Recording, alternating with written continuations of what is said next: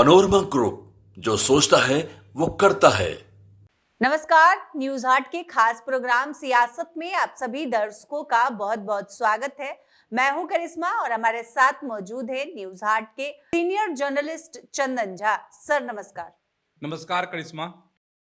Sir, एक video जो काफी चर्चा का विषय बना हुआ है, महुआ के विधायक मुकेश रोशन, उनका वीडियो वायरल हो रहा है और वो काफी रो रहे हैं। उनका दर्द जो है वो कैमरे पर दिख गया है, फपक फपक कर रो रहे हैं। सर, महुआ के विधायक, क्या हो गया है उनके साथ? महुआ के विधायक जो है रोने की शुरुआत उन्होंने न्यूज़ हार्ट पर ही की है, नहीं? और खैर रो क्यों रहे हैं ये बड़ा सवाल है। मतलब भावुक हो गए हैं कुछ बातों को याद कर भावुक हुए हैं। लेकिन पहले जरा मुद्दे को समझना होगा कि आखिर ऐसी क्या बात हो गई जिस कारण उनको इतना भावुक होना पड़ गया। नहीं, उनके आंख से आंसू क्यों आखिर आने लगे? हाँ, निकल गए। तेज प्रताप यादव, लालू प्रसाद यादव के बड़े बेटे हैं और तेज प्रताप यादव ने अपनी इच्छा जाहिर कर दी है। इच्छा जाहिर कर दी। वो एक हाजीपुर में एक अस्पताल का उद्घाटन कर रहे थे। उसी दौरान जब पत्रकारों से उनकी बातचीत हुई, उसी में उन्होंने कहा कि उनकी इच्छा है कि वह महुआ से चुनाव लड़े। और ये भी कह रहे हैं हम नहीं लड़ेंगे तो कौन लड़ेगा। स्वाभाविक है, आरजेडी तो उन्हीं का है ना। नहीं तो उनका दावा तो सही है। बात भी सही है। हाँ, इस दावे को कैसे झुटला सकता है कोई? वो तो जहां उंगली रखेंगे ताल ठोक दिए हैं, ताल ठोक दिए हैं। ताल ठोक दिए हैं। और इस ताल की आहट की बात हम बताएंगे, बहुत पहले से हो गई थी। खैर, अभी जो तेज प्रताप यादव ने कहा है, पहले उन चीज़ों को समझ लेते हैं, फिर जो सियासत है इसके पीछे वो बताएंगे। और भी लोग रोने वाले हैं, वक्त आ रहा है आरजेडी में। रोने का सिलसिला चालू होने वाला है। दूसरी पार्टियों में भी होगा सिलसिला, लेकिन राजद में आरजेडी ने शुरुआत की है। इसमें तेज प्रताप ने ये इच्छा जाहिर की। उन्होंने कहा कि चूंकि मेरा ये पुराना क्षेत्र रहा है, वहाँ से 2015 में वो विधायक बने थे और फिर 2020 में वो हसनपुर चले गए। अब जो है उन इच्छा जो जाहिर की है उसमें कहा है कि जो जनता की मांग है, आग्रह है कि वह महुआ से चुनाव लड़े। तो जैसे ही महुआ से चुनाव लड़ने का उन्होंने जिक्र छोड़ा, एकदम करंट धपाक से लगा। किनको? तो मुकेश रोशन को। वो सोचे भी नहीं थे कि ऐसा हो सकता है। तो अगर मुकेश रोशन नहीं सोचे थे तो उनकी नासमझी कही जाएगी। क्यों नासमझी की बात कर रहे हैं? इसलिए कि करीब करीब 6 महीना पहले तो हम ही लोग बताए थे, अगस्त में बताए थे कि तेज प्रताप यादव जो हैं हसनपुर छोड़ देंगे, क्योंकि तेज प्रताप यादव की एक्टिविटी जो है जो लोग कहते हैं, जो विपक्ष के नेता हैं, हसनपुर जो विधानसभा है जो समस्तीपुर में आता है, वहाँ के नेता कहते हैं कि बिल्कुल जो है इनकी गतिविधि नहीं रही है हसनपुर में। तो इससे लग रहा है कि उसी समय से लग गया था। और वही नहीं है, राजद के लोग भी तैयारी कर रहे थे, आरजेडी के लोग ही तैयारी कर रहे हैं कि आखिर वहाँ से कौन दावेदार होगा, हसनपुर से कौन चुनाव लड़ेगा। तो इस सबसे तो सब बात मतलब तेज प्रताप यादव की सीट हो, तेजस्वी यादव की सीट हो और कोई दूसरे व्यक्ति तैयारी करने लगे उस सीट पर, तो अब इसमें कहने के लिए बच क्या जाता है? नाम बताना अभी उचित नहीं है, लेकिन 2-3 ऐसे चेहरे हैं आरजेडी के जो 1 साल से तैयारी कर रहे हैं। 1 साल पूर्व से, 6 महीना पहले तो हम लोग बताए थे इसी सियासत कार्यक्रम में कि वहाँ क्या हाल है, विपक्ष से कौन जो है सीना तान रहा है, उनकी पार्टी से आरजेडी से कौन ये तैयारी कर रहा है। तो उसी समय से बात समझ में आई थी कि वो हसनपुर से चलेंगे और हसनपुर से निकलेंगे। और उसका हो ही गया खुलासा, उन्होंने कह ही दिया कि महुआ से लड़ेंगे वो चुनाव। तो करंट तो लग गया, सियासी करंट लगा है जो मुकेश रोशन है उनको। अब इसमें तरह तरह की चर्चाएं हो रही है कि आखिर, और भावुक तो हुए ही, हम लोग बता ही दिए। अब चर्चा हो रही है करिश्मा कि मुकेश रोशन का क्या होगा। हालांकि मुकेश रोशन जो बातचीत उन्होंने की है उसमें तो कहा है मुकेश रोशन ने कि उनको भरोसा है कि तेज प्रताप जो है लड़ सकते हैं, क्यों नहीं लड़ेंगे महुआ से। बोले लेकिन कि मेरे बारे में भी पार्टी को जरूर ख्याल होगा, पार्टी मेरे बारे में भी जरूर कुछ सोच करके रखी होगी। हमको भी ज़रूर मौका मिलेगा। मतलब लेकिन अभी इतना जल्दी धैर्य जो है खो रहे हैं मुकेश रोशन। क्या होगा अब तो लालू प्रसाद और तेजस्वी यादव इतना तय करेंगे क्या होता है। अभी तो तेज प्रताप यादव जो हैं सो अपनी इच्छा जाहिर नहीं की।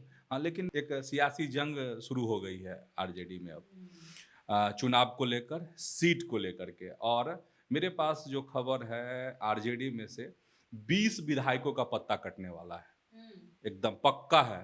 15 से 20 विधायक जो सिटिंग हैं, जो जीते हुए हैं, उनके पत्ते कटने वाले हैं। और उसमें से 15 से 20 विधायक में ऐसे विधायकों का नाम है जो लालू परिवार के करीबी माना जाता है, तेजस्वी का करीबी माना जाता है, लालू प्रसाद के करीबी माने जाते हैं। ऐसे चेहरे हैं। ये तो मतलब आरजेडी की बात हो गई। दूसरी पार्टियों में भी बहुत सारे ऐसे चेहरे हैं जिनके नाम कटेंगे। तो अभी शुरुआत आरजेडी से इस तरह की खबर की हुई है। सर पहले भी हम लोग ये खबर चला चुके हैं, अक्टूबर में ये खबर हम लोगों ने चलाया था, नाम भी बताए थे सर, किन नामों की चर्चा चल रही है। कहाँ से? हसनपुर से। अच्छा, हसनपुर से। अभी जो कहना ठीक नहीं होगा करिश्मा, हम लोग उस समय बोले थे चूँकि वहाँ पे कुछ गतिविधियाँ उस समय में शुरू हुई थी। हाँ, लेकिन हसनपुर में देर पहले तक की जो मेरी जानकारी है उसमें अभी लोग कुछ बोलना नहीं चाह रहे हैं। मतलब अपने अपने तरीके से तैयारी कर रहे हैं कि हम चुनाव लड़ेंगे। हम आरजेडी की बात कर रहे हैं, लेकिन कोई अभी खुल के, चूँकि महुआ का जो प्रकरण शुरू हो गया है मुकेश रोशन वाला, तो इसलिए कोई कुछ बोल नहीं रहा है।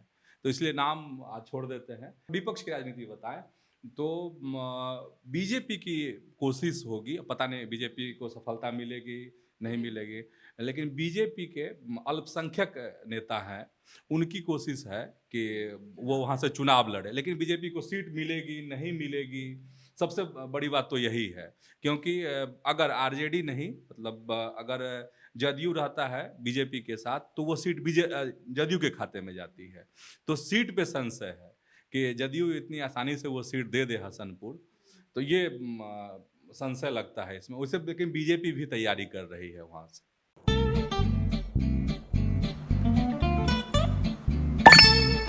चलो इसको रोकते हैं। रुको रुको, गाड़ी साइड में लो। आरसी और लाइसेंस दिखाओ। बिना आरसी और लाइसेंस के गाड़ी नहीं चला सकते। अरे सर, ये यू बाइक्स है, इसको आरसी लाइसेंस और पीयूसी नहीं लगता। अरे वाह।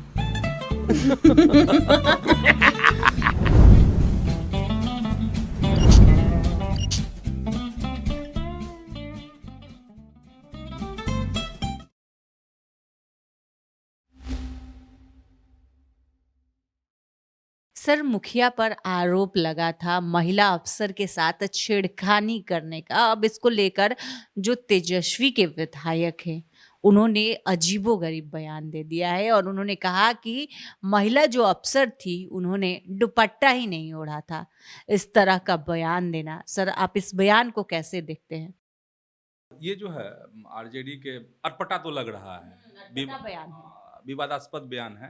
किशनगंज से ठाकुरगंज है, किशनगंज में वहाँ के विधायक हैं सऊद आलम, उन्होंने बयान दिया था, सीओ के खिलाफ बयान दिया था। दिग्घल बैंक प्रखंड है, वहाँ का मामला है। और वहीं उसी प्रखंड में एक पंचायत है जैद अजीज, तुलसिया पंचायत है, उसके मुखिया हैं जैद अजीज। और जो यहाँ की सीईओ हैं, मतलब अंचलाधिकारी हैं, गरिमा गीतिका इनका नाम है।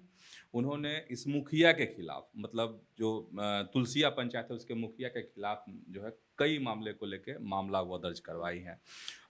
ये अवैध खनन से जुड़ा हुआ मामला था, जिसमें एक ट्रैक्टर की चेकिंग हो रही थी जहाँ पर सीईओ मौजूद थी। और वह जो ट्रैक्टर चालक था उसने फ़ोन किया, फिर मुखिया वहाँ पे आते हैं और वो ज़बरदस्ती, ये जो वहाँ की सीईओ हैं उनका जो आरोप है, जो उन्होंने पुलिस में जो शिकायत दर्ज कराई है, गरिमा गीतिका जो सीईओ हैं, और उनका यह कहना है कि उसी जांच के अभियान में फिर मुखिया जो है, जिनका नाम जैद अजीज़ है, वह पहुंचते हैं और उनके साथ जो है अभद्र व्यवहार करते हैं। उनका दुपट्टा जो है खींचा जाता है। तो इसी दुपट्टा खींचने को लेकर के वहाँ पर सियासत हो रही है। और सियासत इसलिए तेज हो गई कि वहाँ के जो विधायक हैं, ठाकुरगंज के विधायक सऊद आलम, उसने सवाल उठा दिया। उन्होंने कहा कि जो ये गरिमा गीतिका तो कभी दुपट्टा रखती ही नहीं है, आखिर ऐसी वजह क्या थी, क्या था कि उस दिन वह दुपट्टा ओढ़ के गई थी। तो यही विवाद का मुद्दा वहाँ खड़ा हो गया है कि एक विधायक इस तरह के शब्दों का इस्तेमाल करे, और सवाल तो है ही ना बड़ा। ठीक है, शऊद आलम जी आरजेडी के विधायक से सवाल तो होगा, लोग पूछेंगे ही, हम लोग भी पूछेंगे कि कोई अगर मान लीजिए कि दुपट्टा नहीं ओढ़ता है और किसी खास दिन ओढ़ लेता है और इस तरह का व्यवहार होता है, तो आप उसको कैसे जस्टिफाई करने लगे? नहीं, तो ये जस्टिफाई कर रहे हैं, मुखिया को बचाने की कोशिश जो है हाँ कर रहे हैं। तो इस आरजेडी के विधायक इस पे वहाँ जो जिला की जो सियासत होती है वो गरमाई हुई है। भाजपा जो है घेर रही है कि इस तरह के विधायक पे जो है आरजेडी को कार्रवाई करनी चाहिए, जो अभद्र बोल हैं उनके सऊद आलम के, उसको लेकर। पनोरमा ग्रुप, जो सोचता है वो करता है।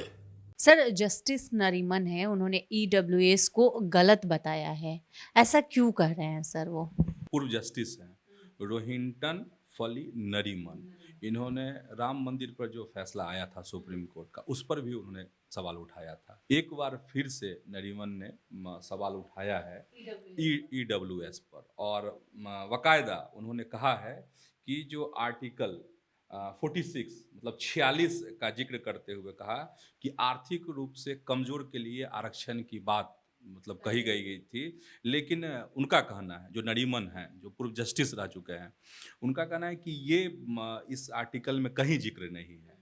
और उन्होंने यह भी कहा है कि इसी तरह से 103 जो संविधान संशोधन हुआ के माध्यम से जो आरक्षण दिया गया वो एकदम गलत है, उल्टा है। तो मतलब उस समय में भी काफ़ी बहस हुई थी, चर्चा देश में छिड़ी थी जब उन्होंने राम मंदिर के फैसले को लेकर सवाल उठाया था। एक बार फिर से उन्होंने ईडब्ल्यूएस आरक्षण पर सवाल उठाया है। और ईडब्ल्यूएस सब जानते ही होंगे, लेकिन फिर भी एक जानकारी के लिए, ईडब्ल्यूएस का मतलब जो आर्थिक रूप से कमज़ोर हैं वैसे लोगों को आरक्षण दिया गया 10%, उसी पर उन्होंने सवाल उठाया है। और चूंकि नरीमन जस्टिस रहे हैं तो स्वाभाविक है अगर उनके बयान आए हैं उस पर सियासत भी खूब होगी। इस पर जरूर जो है पक्ष और विपक्ष फिर से भिड़ने वाला है ईडब्ल्यूएस आरक्षण के मसले पर। तो आज के इस वीडियो में बस इतना ही। आगे की खबरों के लिए आप हमारे चैनल न्यूज हाट को सब्सक्राइब कर ले। अगर फेसबुक पर देख रहे हैं तो हमारे पेज को लाइक करना न भूले। हमारी वेबसाइट है newsheart.com, उसे भी जरूर विजिट करें। धन्यवाद।